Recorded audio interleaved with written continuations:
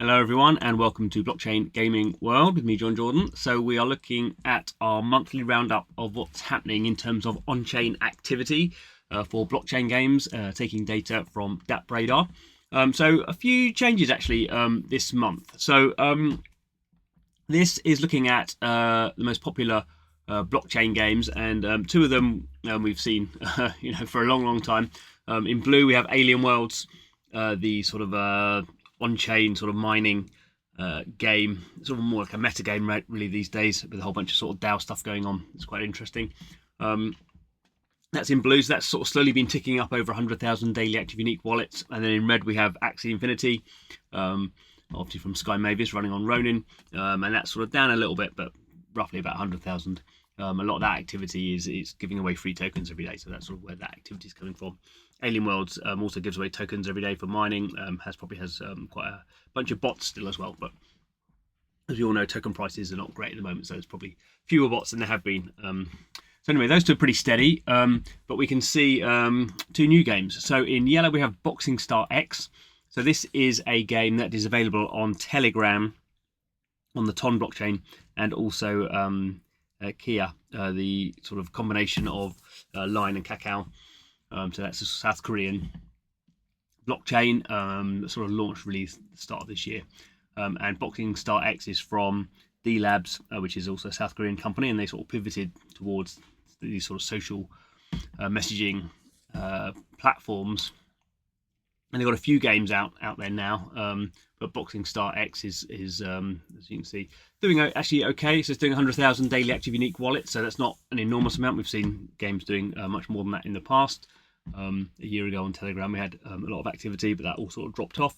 So one of the reasons is, I guess, that D Labs is doing its token launch in the next few months, so people are presumably playing Boxing Star X in the anticipation of the D Labs token.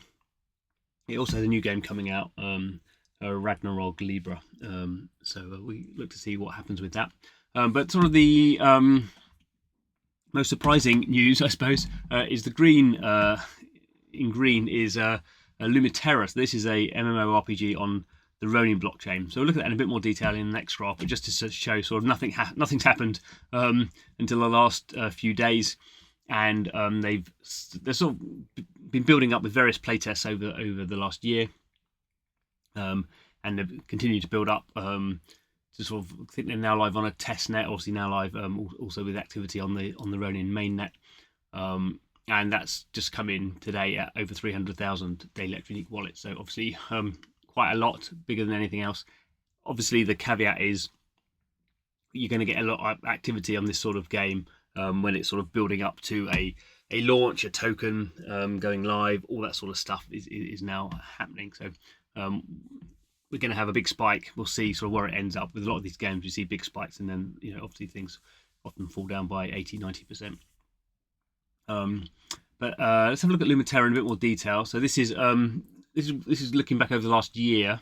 So we can see here that a year ago, in July and August last year, we have a very, very big sort of spike. So it was over 700,000 daily active unique wallets at its peak, approaching 800,000 daily active unique wallets. As I sort of said, because these were sort of one-off sort of activation events, you had a lot of people just sort of clicking to, sort of log in.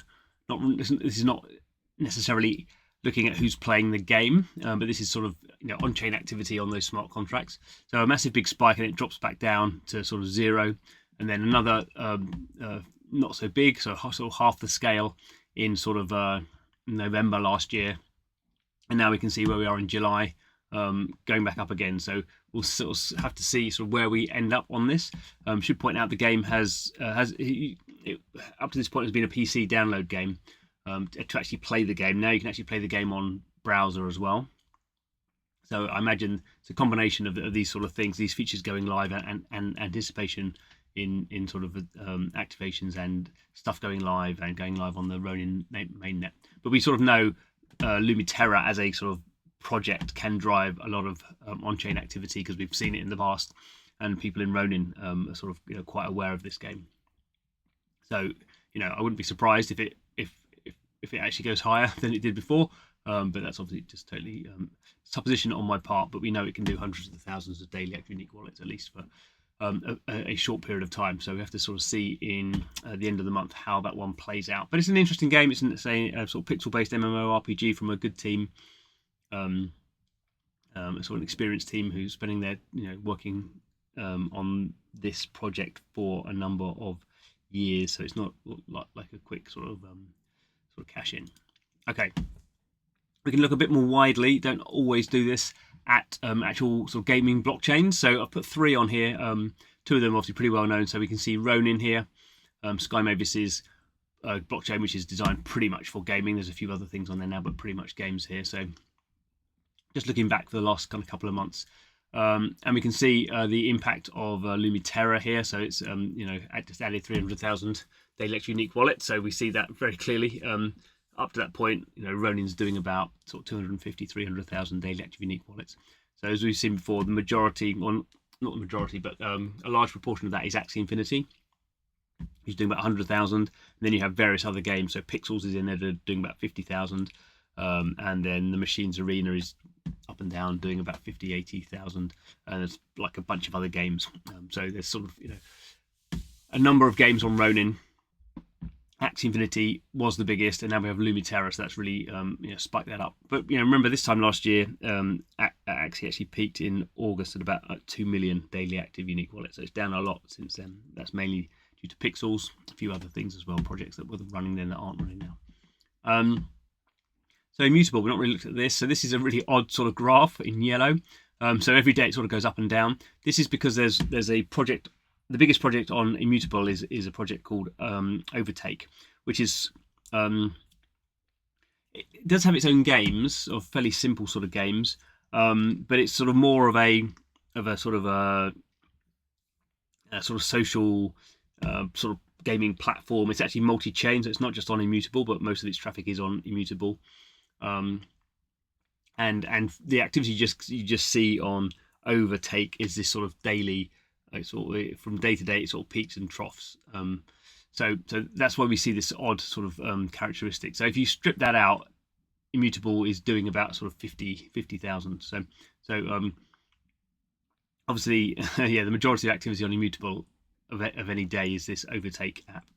So not gaming. In fact, the gaming on Immutable has not been very strong recently. So sort of biggest games on there are Immortal Rising 2, that was very big, and now it's down to about 4,000. God's Guild of Guardians, sort of similar, about 5,000, and also Raven's Quest that it was never massive. It was about 10,000, but now down also to about 4,000. So in terms of like actual games on Immutable, not doing terribly well. The biggest thing is this sort of gaming sort of platform, which is multi-chain, called Overtake. So that's why you see this sort of funny activity. And another one I put in, we'll look at this in a bit more detail, is Henesys, which is the blockchain from Nexon, which is running its MapleStory universe marketplace. Well, MapleStory universe is sort of the overall name for the ecosystem. So MapleStory N is the PC game that's live at the moment. And it's also a marketplace where people are trading assets. So for Henesys, that's what we're seeing here, basically MapleStory N players and people on the marketplace. It's 2 sort of separate things, but they're both running on this blockchain. So we can sort of see, it's running about 50,000. We'll look in a bit more detail. It just gives us a bit of a comparison compared to these other blockchains which have multiple games running on. The ones on Avalanche just at the moment just normally have 1 game running on there. But it's a long way off Ronin, but it's it's been building up from the MapleStory N game went live on the 15th of May, so that's where we sort of see that sort of figure. So let's have a look at that in a bit more detail. So here we have there's a few Avalanche-based gaming chains. They used to call them subnets. Now they don't call them subnets anymore. They're just sort of their own L1s. They've sort of changed the way those blockchains work. So we can see Henesys here in blue, by far and away the biggest gaming L1 sort of within the Avalanche ecosystem, doing about 50,000. It peaked at over 80,000, but they've been having problems with sort of bots on wallets, so they've sort of been making it harder for people to create new wallets, banning accounts and making it harder. So it looks like 50,000 is sort of where they're happy in terms of banning and letting people sort of come back into the ecosystem. A few other ones, I'm not going into too much detail here, but in red there's Beam, so there's actually a sort of ecosystem blockchain, so multiple games can sort of running on that. None of them very big at the moment. Then we have Gunz. We'll look at in a bit more detail. This is the blockchain that Off the Grid is running on, and then also DeFi Kingdoms in yellow. So just a single game running on its own Avalanche L1. The final, just look at Gunz. It's always been a bit confusing with Off the Grid. Off the Grid has been live since October 2024, but it's been running on a testnet. So it's been running on the Gunz testnet, and they've given out some quite big figures. People are thinking like 200,000, 250,000 daily active unique players. I think 17 million wallets created on that blockchain. But because they're running on a testnet, the behavior is not normal behavior because a testnet, effectively, you're not paying for any transactions and things don't have value. So it's a bit hard to judge. We're waiting for them to sort of migrate all the accounts on the Gunz testnet over to the Gunz mainnet. So this is what we're looking at here. This is the activity on the mainnet.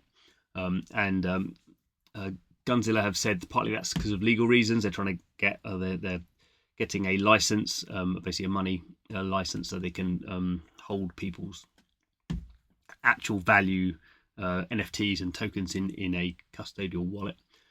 But they say they've got, I don't quite understand it myself, but they say 21,000 wallets have been already sort of migrated over, and those are getting more control, so they can start selling things on OpenSea rather than the in-game marketplace. So we can see some sort of peaks here. Actually, this peak here is over 21,000, so not quite sure what that means, given they said there's 21,000 may not be a precise figure. Anyway, we can sort of see there's obviously a strong upward trend. When actually they start migrating a lot of these wallets over, then we assume this is going to get really, really big.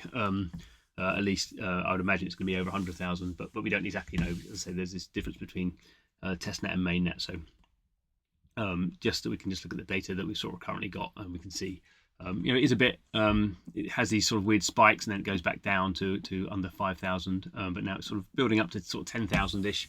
And again, with all these sort of as these projects sort of go live properly with proper value, with proper mainnets, we always see a sort of excited sort of amount of activity and people obviously looking to try and make money and speculate. So again, with Gunz and Off the Grid, we expect to see this when they finally get everything up and running. A big spike. We are starting to see maybe the first signs of this, but we can't really judge how big it's going to be when it actually happens. So that's what's happening for July. So actually quite a lot of activity. Some of it we can't really judge how big it's going to be for the rest of the year, but some interesting trends happening there. So I'll come back next month and see what's going on then. Thanks for watching. See you again soon.